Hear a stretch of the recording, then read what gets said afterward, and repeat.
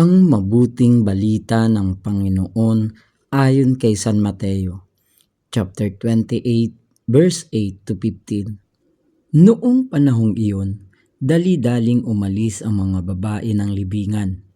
Pinagharian sila ng magkahalong takot at galak, at patakbong nagpunta sa mga alagad upang ibalita ang nangyari. Ngunit sinalubong sila ni Jesus at binati. At lumapit sila, niyakap ang kanyang paa at sinamba siya. Sinabi sa kanila ni Jesus, "Huwag kayong matakot. Humayo kayo at sabihin sa mga kapatid ko na pumunta sila sa Galilea at makikita nila ako roon." Pagkaalis ng mga babae, pumunta naman sa lungsod ang ilan sa mga kawal na nagbabantay sa libingan at ibinalita sa mga punong saserdote ang lahat ng nangyari.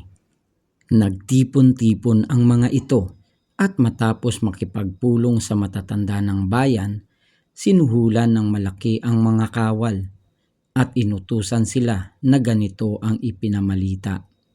Samantalang natutulog kami kagabi, naparito ang kanyang mga alagad at ninakaw ang kanyang bangkay. Sinabi pa nila, "Huwag kayong mag-alala, makarating man ito sa gobernador, kami ang bahala."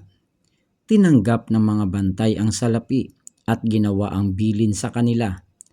Hanggang ngayon, ito pa rin ang sabi-sabi ng mga Hudyo. Ang mabuting balita ng Panginoon. Pinupuri ka namin, Panginoong Hesukristo.